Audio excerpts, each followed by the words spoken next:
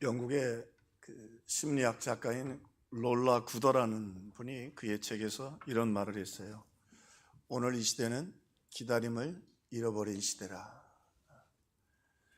장로님 죄송한데 많이들 추우신가 봐요. 다들 이렇게 만지시는 분들이 좀 계시네요. 예. 빨리 그리고 원하는 것은 당장 있다면 손에 누워라. 우리 그렇죠? 스마트폰도 빨리 정보를 제공해야 되고, 우리가 비행기를 타거나 또 KTX를 타도 빨리의 시대입니다. 그러나 오늘 이 폴라구도는 아주 중요한 얘기를 했는데, 그러나 이 시대는 기다림이 마치 낭비와 같은 용어로 쓰이지만 하나님은 그의 일을 하실 때 항상 기다림 가운데 사랑으로 역사해 주셨다. 아이를 임신한 엄마가 아이가 빨리 나오기를 바랄까요? 기도하면서 이 아이가 하나님 은혜로 8개월 만에 나오게 해달라고 그런 부모는 없지요. 10달 만에 건강하고 온전하게 나오기를 바랄 것입니다. 오늘 예수님도 이 땅을 떠나시면서 제자들에게 말씀하셨습니다. 아버지께서 약속하신 성령을 기다리라. 그 말은 사모해라. 그 말은 확신해라. 그가 오실 것이고 너희들을 다시 강하게 할 것이고 승리하게 할 것이다. 기다리라고 말씀하셨습니다. 구약의 시대는 기다림의 시대였습니다. 오실 메시아를 기다리면서 어두운 시대들을 그들은 지내고 있었습니다. 오늘 본문은 좀 소개를 드린 것처럼 열왕기 상하가 씌워졌던 시대가 바로 이스라엘 백성들이 바벨론 포로 한복판에, 우리로 얘기하면 일제 강점기 한복판에서 쓰여진 기록된 성경입니다. 그러니까 굉장히 낙심하고 절망하면서 기다리는 게 있는데 언제 우리는 다시 예배할 수 있을까? 그래서 시편 137편에 보니까 우리가 바벨론 강가에서 시온을 생각하며 울었더라. 그때는 예배를 대강 드리고 그저 습관적으로 드렸지만 그 예배하는 감격이 얼마나 큰지 그들이 그렇게 기다리면서, 그리고 마침내 그 회복은 메시아가 오셔야 된다고 하는 사실을 그들은 알았기에 메시아를 기다렸던 것입니다. 그렇게 아파하고 힘들어하는, 사실은 자신들은 하나님을 버리고 하나님을 떠났고 우상을 떠남으로 하나님도 그들을 떠나시고 결국 나라도 잃고 어려움을 겪었지만 다시 하나님의 은혜를 그리워하고 회복을 기다리는 그 기다림을 향해서, 메시아를 기다리는 향해서 오늘 이 놀라운 죽은 자에 일어나는 사건을 소개하시면서 하나님이 여전히 저들을 버리지 않았다고 오늘 저들에게 말씀해 주고 계시는 것입니다. 오늘 본문의 이야기는 굉장히 독특하죠. 수넴의 꽤 이름에 보니까 귀한 여인이라고 하는 것보다는 인정받는 여인이었던 것 같아요. 재물도 좀 있고, 그 여인이 엘리사 선지자를 참 아주 정성껏 대접을 했습니다. 세심한 배려를 했다. 그래서 오가면서 힘쓸 때 음식도 대접하고, 그리고 엘리사를 대적하는 무리들도, 우상 숭배자들도 많이 있었는데 이 여자가 가지고 있는 자기 권위를 가지고 엘리사가 하나님의 종이라고 높이면서 엘리사의 권위도 높여주고, 그리고 심지어는 엘리사가 오가면서 힘드니까 자기 집 다락방에 방을 잘 꾸며서 촛대와 상을 만들어 그가 쉬며 기도할 수 있도록 해 주었습니다. 우리 시대하고 좀 다른 건, 우리는 다락방이 버려진 방이지만 이 중동 지방에는 제일 좋은 방이 바람이 통하는 다락방입니다. 제일 좋은 방을 이 엘리사 선지자에게 주었다고 하는 것입니다. 자, 그러니 엘리사도 너무 고맙잖아요. 그러니까 가서 물었어요. 엘리사가 당신이 필요한 게 좀 있느냐? 내가 하나님께 구하든지. 내가 이 시대에 엘리사는 엘리야하고 달리 이 정치인들과도 함께 동력하기도 했습니다. 내가 왕궁에도 왔다 갔다 하고 하니 당신이 필요한 거 있으면 내가 그것을 구하여 하나님께 구하든지 또 왕에게 구하리이다. 그랬더니 여인이 아닙니다. 저는 하나님만 섬길 수 있는 것만 해도 충분합니다. 라고 대답을 합니다. 근데 엘리사가 가만히 보니까 이 부부가, 남편도 나이가 많고 여자도 나이가 좀 있는데 아이가 없어요. 그러니까 엘리사가 내년 이맘때쯤 하나님의 아들을 주실 것이요. 그래도 얼마 안 있어서 아이가 정말 생겼고 나이가 좀 지났는데도 아들을 낳게 되었습니다. 얼마나 감사한 일인지 모릅니다. 그런데 아이가 소년이라고 하니까 10살이 안 넘었을 것 같아요. 근데 아이가 아버지한테 가서 내 머리야 내 머리야 그러더니 아이가 죽었어요. 하나님이 주셨는데 아이가 죽었어요. 그러니 이 엄마 입장에서는 참 답답하죠. 자, 그런데 포기하지 않고 그 아이를 엘리사가 올 때마다 누웠던 침대에 누이고, 물론 게하시를 먼저 보냈지만 역사가 나타나지 않으니까 엘리사를 통해서 이 죽은 아이가 살아났다고 하는 것이 오늘 본문의 이야기입니다. 자, 그리고는 이 이야기를 통해서 지금 센세이션하겠죠. 죽은 아이가 살아났단 말이죠. 그러니까 바벨론 포로 가운데 있었지만 자기들끼리는 다 네트워킹을 하니까 가운데 소문이 쫙 퍼지게 되죠.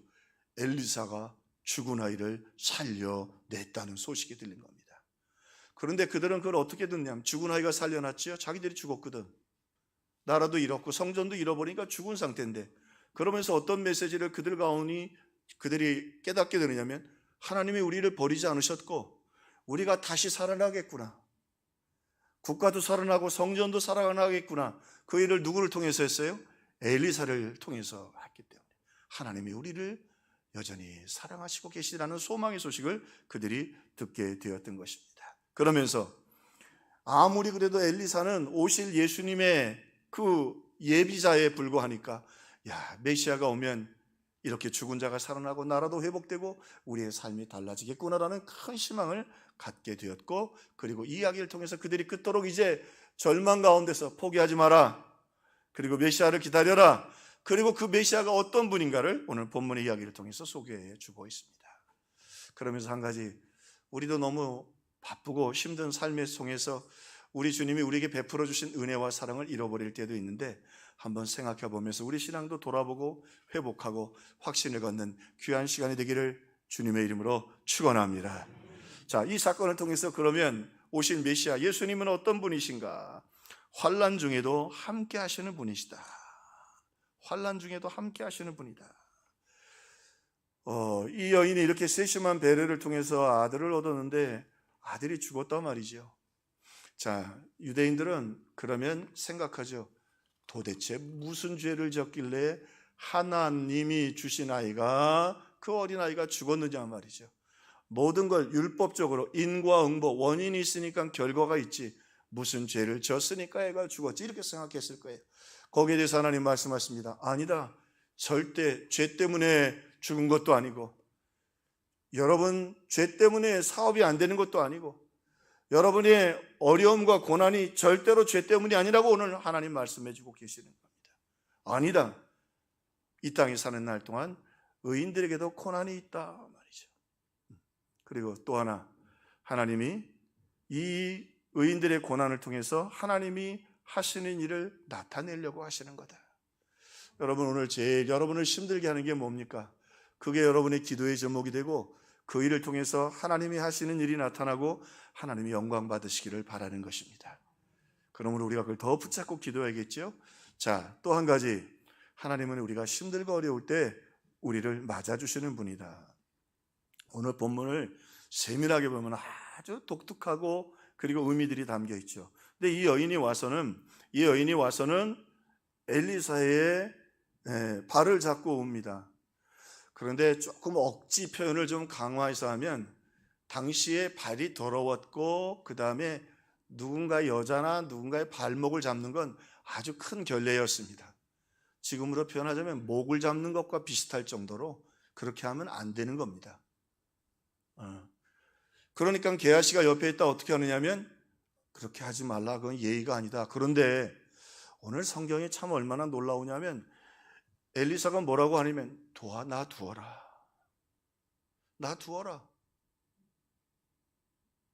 그리고는 오늘 본문이 참 깊고 세밀한 게 뭐냐면, 엘리사가 독특한 말을 해요. 이 여인에게, 세 번역이 참 번역을 잘했어요. 그 여인을 두어라. 그 마음속에 쓰라린 괴로움이 있구나. 쓰라린 괴로움이 있구나. 그리고는 독특한 말을 하나 여기 삽입되는데 뭐냐면, 하나님이 내게 이 여인이 왜 괴로워하는지 말씀 안 해주고 계시는 거예요. 하나님이 내게 말씀하지 않으시는구나. 자, 엘리사도 이해가 안 되지만 이제 지나고 나서 우리가 보면 무슨 이야기냐면 이 여인이 와서 너무 힘드니까 엘리사의 발을 잡고 울어요. 근데 하나님이 안 가르쳐줘요. 그리고는 그 여인이 너무 슬프니까 떼어놓을 수가 없었어요. 자, 무슨 말이냐면 하나님은요, 가르쳐줘서 엘리야가 알았다면 걱정하지 마, 아이 살려낼게. 하나님이 살려주실 거야. 근데 하나님은 어떻게 하죠? 엘리사에게 그대로 머물러 있어라. 그 여인이 울 수 있도록 기다려주라는 겁니다. 그 여인이 눈물을 흘릴 수 있도록. 인생에서 때로는 답이 중요하지 않아. 기다림이에요. 기다려줘라. 기다려줘라. 기다려줘라. 여인이 뭐 대답도 없이 한참으로 옵니다. 별별 생각이 다 들었죠. 자, 그리고는 오늘 엘리사가 이 하나님의 놀라운 역사를 이루기 전에 하나님이 그들의 아픔을 가슴으로 안고 품어주시는 분이라는 사실을 오실 메시아에 대해서 엘리사를 통해서 보여주고 계시는 것입니다. 자, 왜 이야기를 해주실까요? 그러면서요, 듣는 사람들이 깨닫게 되죠. 바벨론에 흩어져 있습니다. 다시 예배드리고 싶어서 바벨론 강가에 모여서 그들이 울고 있습니다. 그랬더니 왜 우느냐면 그들이 자기들이 부르는 찬송을 그 바벨론의 신 앞에서 부르라는 거예요. 우리로 얘기하면 절에 와서 찬송가를 부르라는 거예요. 그러니까 그들이 목숨을 걸고 안 하는 거예요. 자, 그리고는 다시 하나님 앞에 예배하며 찬송할 날을 기다리고 있죠. 그들이 다 죽은 자 같고 슬픈 것 같지만 하나님은 어떻게 하고 있어요? 그들을 품고 그들을 기다리고 그리고 여전히 사랑하고 계시다고 하는 것입니다. 자, 오늘 본문의 말씀이에요. 이 이야기를 통해서 하나님이 오실 메시아가 누군지, 그리고 아파하는 그들을 향해 무료의 메시지가 있습니다. 오늘 본문에는 울림이 있습니다. 그래서 오늘 본문의 말씀의 제목이 기다림과 울림이다. 울림이 있어요. 자, 이 어머니가 안타까운 마음을 가지고 내용도 얘기하지 않고 울어요. 근데 문제는 뭐냐면 이 간절한 기도가 얼마나 무서우냐면 엘리사에게 진동이 되는 거예요. 더 답답한 거예요. 왜 우는지 모르니까. 하나님도 말씀 안 해주고 이 여인도 얘기를 안 해요. 엘리사가 제일 답답해요. 뭐 둘 중에 하면 그 반응이 있어야 될 거 아니에요. 근데 엘리사도 묻지 않고 그 울림을 가슴으로 받아들여요. 자, 이 여인이 울고 그 다음엔 오늘 게하시를 먼저 보내거든요. 근데 참 이 사건도 놀라워요. 엘리사가 참 겸손하게 나아만 장군도 어떻게 치료했죠? 너는 가서 7번 씻으라. 그러니까 그냥 놨어요. 그러니까 지팡이를 주면서 엘리사의 지팡이를 주면서 허리띠를 동이고 사람 만나지 말라. 그리고 내가 아니라 하나님이 역사하실 거니까 그 지팡이를 죽은 아이 얼굴에 놓아라. 놓으라고 그랬어요. 어떻게 보면 굉장히 겸손한 하나님이 하실 거다 믿고 보냈는데 지팡이를 얼굴에 올려놨는데 아무 일도 안 일어나는 거예요. 그게 이 여인이 다시 엘리사를 청하고 엘리사가 찾아가게 되죠. 자, 그러면서 엘리사가 그리고는 문을 닫고 들어가서 두 사람뿐이라 엘리사가 여호와께 기도하고, 문을 닫고라는 말은 간곡한 결단을 얘기합니다. 또 하나 두 사람뿐이라, 오늘 말씀이 독특하지요. 두 사람 맞나요? 두 사람 맞나요? 아닙니다. 한 사람 죽었습니다. 한 사람입니다. 유대인들은 살아있는 사람만 계수합니다. 근데 하나님은 무슨 지금 말씀을 하시는 거예요? 이 아이가 뭐 어떨 것이다? 엘리사를 통해서 살 것이다. 우리 여러분 태신자 그리고 작정하고 이게 무시 못하는 게요, 여러분과 같이 여러분 이름 대고 있는데 그 사람들 반드시 살려냅니다. 하나님이. 여러분 하나가 아니에요. 두 사람이라니까요.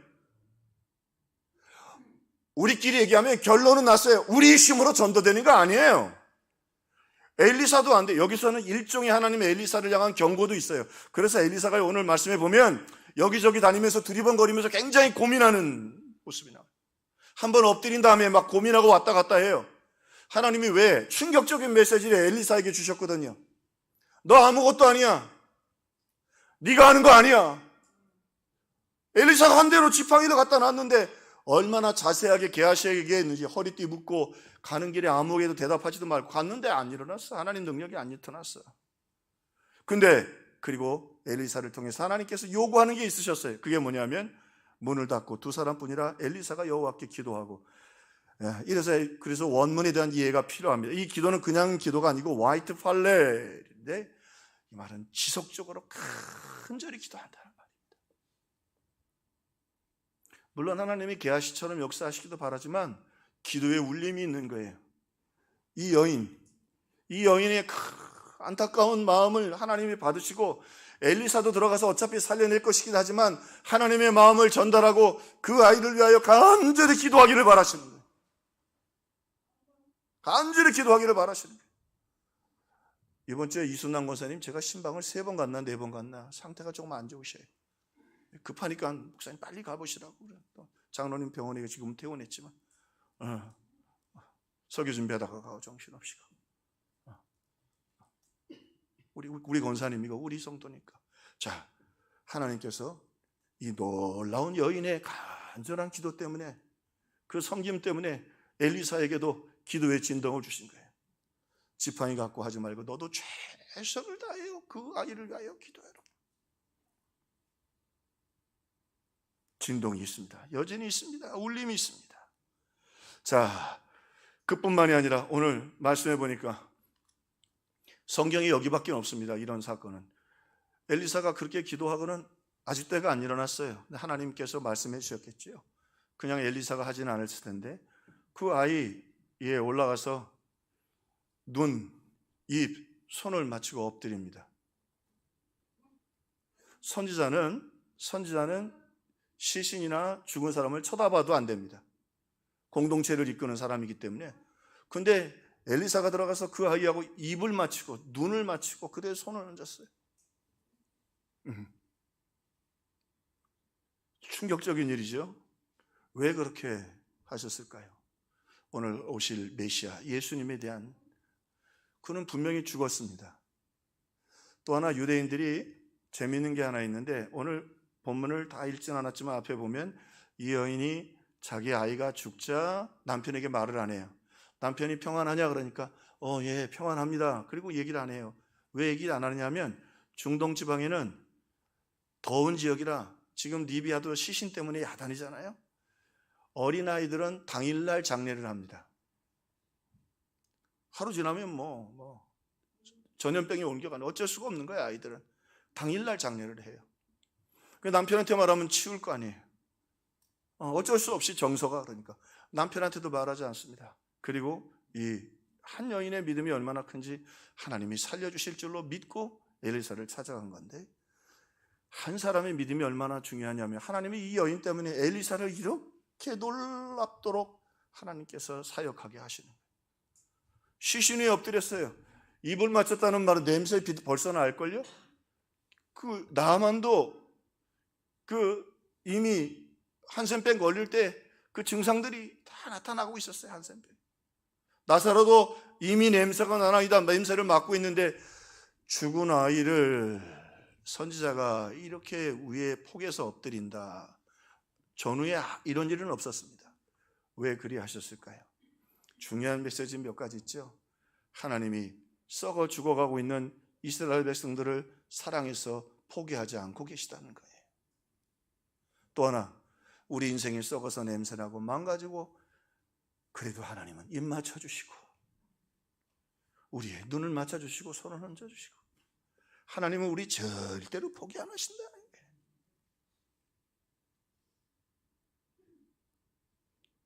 He don't give up, never give up. 절대 포기 안 하는 정도가 아닌 하나님 안아주시는 거예요. 오실 메시아는 사랑과 은혜로 품어주시는 분이다. 그러나 오늘 우리 태신자 작정하고 믿음의 사람들이 중요한 게, 자기들이 쉽다고 안 찾아오면 도리가 없잖아요. 엘리사를 안 찾아오고 장례 치러버리면 끝나는 거예요. 이스라엘 백성들은 우상 쫓아가고 죄를 쫓아갔으니까 어쩔 수 없지만 그분 앞에 나오면 그분의 발을 붙잡고 그저 그분이 살려주실 줄로 믿으면 하나님은 최선으로 대접해 주시는 거예요. 어쩌면 이 여인의 그 기도도 놀랍지만 하나님은 그 여인에게 네가 이 아이를 가슴에 품고 네가 입을 맞추고 눈을 맞추라고 하지 않았어요. 누가요? 엘리사 선지자가 하게 하셨어요. 오늘 우리의 삶의 극단적인 아픔과 환난 속에서도 우리를 안아주시는 분은 하나님이셔요. 뭐 생명까지 주셨는데, 우리 장로님 기도하신 것처럼 십자가에서 생명을 주셨는데, 그러니 엘리사를 통해서 본 예수님도 일부분에 불과하잖아요. 물론 죽은 우리를 위하여 눈과 입을 손을 맞춰주실 수 있지만 그분이 엘리사도 십자가에 죽으셔서 우리 죄를 위해 죽으실 것이라는 것, 그렇게 참혹한 고난 당하실 거라는 것까지는 구체적으로 알지는 못했을 거예요. 오늘 예수님을 우리에게 이렇게 보여주십니다. 그분이 얼마나 극진한 사랑으로 우리를 배려하시고 사랑하시는지. 오늘 그 이유 중에 오늘 본문을 조금 거꾸로 돌아가 보면 엘리사가 이럴 수밖에 없는 이유가 좀 있었습니다. 그게 뭐냐면 엘리사가 정말로 어렵고, 기억나시죠? 뭐라고 그랬어요? 애들이 그 베델에서 나와가지고 그 지역 사람들이 우상 숭배하면서 대머리에 올라가라, 대머리에 올라가라 그랬다고. 그때에 이 여인은 이분이 하나님의 선지자입니다라고 인정했고 자기 집에 모셨고 그 테러를 당할 수도 있는 거예요. 리비아 같은 데가요, 얼마 전에 선교사님 그 돕던 사람들이 테러당하고 교회가 부서졌던 땅이에요. 그럼에도 불구하고 이 여인이 이 엘리사 선지자를 잘 섬기고 모셨죠. 세밀하고 정성껏 모셨습니다. 오해하지 마십시오. 그러면 이제 목사님한테 잘해야겠구나. 오늘 본문이 그 얘기 아닙니다. 예수님 뭐라고 말씀하셔요? 선명하게 말씀해 주시죠. 양으로 주님이 칭찬하시는 사람들에게 말씀하십니다. 너희가 내가 목마를 때에 물을 주었고 헐벗었을 때에 옷을 주었고 양식이 없을 때에 먹을 것을 주었고 병들었을 때 찾아와 줬느니라. 그런데 옆에 있었던 이제 영원토록 심판받는 사람들이 예수님께 물어봐요. 예수님, 우리가 언제 예수님을 그렇게 박대하고 물도 안 주고 음식도 안 주고 너희들이 이 땅에서 버림받은 사람들에게 하지 않은 것이 곧 내게 안 한 것이다. 그리고 아주 엄중하게 영원한 지옥불에 던져지라고 말씀하셔요. 예수님 말씀하십니다. 예수께서 가라사대 너에게 평강이 있을지어다. 부활하신 다음에요, 아버지께서 나를 보내신 것 같이 나도 너희를 보내노라. 엘리사를 보내셨습니다. 그 여인을 돕도록 보내셨습니다. 하나님이 오늘 우리 평화교회에게 여러 은혜들을 주셨잖아요. 이번에 총회 이렇게 자료들을 점검하면서 한국교회가 많이 어렵다. 미자리 교회들도 어렵고 교회들도 어렵고 그런 가운데 하나님 은혜를 주셨어요. 보냄받은 우리들이 오늘 이 엘리사처럼 정말 한 영혼을 가슴에 품고 위에서 기도하고 사랑을 베풀고 가슴으로 품을 때 하나님이 저와 여러분에게 놀라운 은혜와 역사를 부어 주실 줄로 믿습니다. 자, 리비아 보세요. 이번에 그 열대성 폭우로 2만 명 이상이 생명을 잃었고 시신조차도 처리할 수 없는, 또 모로코도 2,900명, 3,000명이 넘는데 이거 뭐 모로코는 리비아 사건 때문에 기사도 잘 안 날 정도예요. 그런데 이 두 가지 사건이 공통점이 있어요. 죽음을 준비할 시간이 없다는 거예요. 죽음을 준비할 시간이 없어요. 저와 여러분은 그렇지 않아요? 지금 어떻게 보면 지금 떠나면 주님 맞아주시고 천국에서 찬송 부르게 될 줄로 믿습니다. 할렐루야. 그래, 우리는 다 우리 아멘 소리가 왜 이렇게 커요? 너무 빨리 가지 마세요. 주의를 하다가 갑시다. 얼마나 감사해요. 천국에 대한 확신. 그런데 오늘 그런 우리들이 이 복음을 전하지 않는다면, 그래서 바울이 좀 무서운 이야기를 하나 해요. 무슨 얘기를 하냐면, 내가 부득불 전하여도 자랑할 것이 없으면 전하지 않으면 내게 화가 있으리라. 이 전한다는 말이 전령이라는 말이에요. 고대 사회 속에서는 전령들이 왕이나 그리고 관청의 그 중요한 내용들을 선포하죠. 심지어는 왕이 납치는데 왕들이 하도 그 당시에도 이렇게 암살을 많이 당하니까 왕이 나갈 때는 어떻게 돼요? 고개를 숙여야 돼요. 왕과 눈이 마주치면 안 돼요. 암살이 하도 많으니까. 근데 한번 전령이 왕이 나가신다 그러면 다 숙여야 되는데 전령이 왕이 나가신다고 안 했어. 그러면 전령이 죽어요. 근데 거꾸로 전령이 왕이 나가신다라고 선포했는데 그 뻣뻣하게 서서 왕을 쳐다보고 있는 사람이 있으면 어떻게 돼요? 그 사람이 죽어요. 바울이 그 얘기를 하는 거예요. 내가 전령인데 내가 선포하지 않으면 전하지 않은 왕이나 그 기관의 명령을 전달하지 않는 전령은 그 사람이 죽는 거예요. 그러나 선포한 다음에 책임은 누구에게 있어요? 들은 사람에게 있다고 하는 것입니다. 오늘 이 어두운 시대에 우리 예수님 나사로에게 말씀하시죠. 나사로야, 나사로야 나오라. 말씀하시니까 나사로가 배로 동인채로 나오더라. 배로 동인채로 나오더라. 우리 하나 확실할 것도 있습니다. 요즘 얘기 들어보니까 교회들이 코로나 이전으로 복귀된 교회가 거의 많지 않아요. 최소한도 80%, 20%, 30%는 복귀 안 됐어요. 자, 우리끼리 얘기합시다. 그분들이 구원받은 사람은요, 교회 안 나오고 못 배겨요. 우리 모바일 카드 보내고 우리 명절 오죠? 구원받은 사람이면 반드시 교회 나옵니다. 할렐루야. 못 견딥니다, 구원받은. 그 사람들이 그냥 교회 구경하러 왔던 사람들 같으면 그렇게 살아갈 수 있어요. 그렇게 살아갈 수 있지만 정말 예수 그리스도께 피를 값지고 산 사람이면 모바일 카드를 보고라도 교회로 나옵니다. 우리 믿음으로 좀 당당할 필요가 있어요. 또 하나 여러분, 태신자 작정하고 우리가 쓰고 기도하죠. 하나님이 예정한 사람, 우리 창세 전에 이미 우리를 예정하셨는데 예정된 사람들은요, 우리가 복음 전하고 기도하고 그리고 나누면요, 하나님께서 반드시 그 마음문 열어서 주 앞에 나오게 하십니다. 그러면 당당할 필요가 있는 거예요. 오늘 엘리사가 어떻게 그렇게 할 수 있어요? 엘리사가 그렇게 할 수 있는, 하나님이 그렇게 하면 살려줄 것을 알았기 때문이에요. 그리고 더 중요한 거 있어요. 우리가 그렇게 한 영혼을 향하여 우리도 세심한 배려를 할 때 오늘 하나님께서 다음 세대를 살려주신다는 말씀이에요. 지금 이스라엘이 바라는 것 중에 하나가 뭐예요? 지금은 포로로 붙잡혀 있지만 왜 고국으로 돌아가려고 그래요? 우리 자식들은 노예에서 해방되기를 바라는 거예요. 왜 다시 독립을 하고 돌아가야 돼요? 우리 자식들만큼은 자기 나라, 자기 땅에서 주권을 갖고 살기를 바라는 거예요. 우리 영적으로 봅시다. 아이들이 얘기하잖아요. 우리 자녀들이 뭐라고 그래요?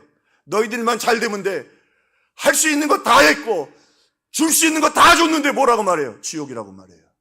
자기들 입으로 그래요. 대한민국은 지옥이라고. 그 중에 하나 20여 년 전에 우리 선배 목사님들이 그런 얘기했어요. 대학이 앞으로 최고의 우상이 될 것이다. 대학만 들어가면, 주일학교가 뭐고 대학만 들어가면 대학이 늪이 돼서요, 대학으로부터 시작해서 지금 고통당하고 있어요. 이제 다시 한 영혼을 위해 우리가 복음을 들고 가면요, 우리 자녀와 다음 세대는 하나님이 지켜주셔야 돼요. 저와 여러분이나 자식 있는 분들 자식들 마음대로 됩니까? 하나님이 지켜주셔야 돼요. 하나님이 제일 기뻐하시는 복음을 위하여 최선을 다할 때 하나님이 우리 자녀들 책임져 주십니다. 오늘 말씀처럼 우리가 간절히 기도할 때 그 기도가 지진을, 여러분, 기도가 울림이 있습니다.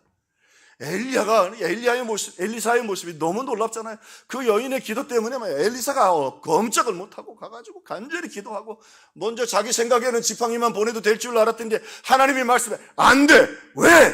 이 여인의 기도가 진실하고 신실해. 너 가서 그를 위해 문을 닫고 기도하고 그 위에 엎드리고, 그리고는 말씀해 보니까 엘리사가 이리저리 왔다 갔다, 원문에 보니까 엘리사가 심히 걱정하며 이리저리 왔다 갔다 해요. 이 여인의 헌신이, 이 여인의 충성이 너무 귀중한 것이기 때문에 이 아이가 살아나지 않으면 도대체 누가 하나님을 믿겠냐 말이죠. 오늘 우리가요, 하나님을 움직이는데 태신자를 위해 기도하고 작정하고 섬기고 모바일 카드 보내고. 여러분, 구원 받았는데 교회 안 나가고 있는 사람들 못 견딥니다. 그거 모바일 카드 보면 반드시 나오게 되어 있습니다. 할렐루야, 할렐루야.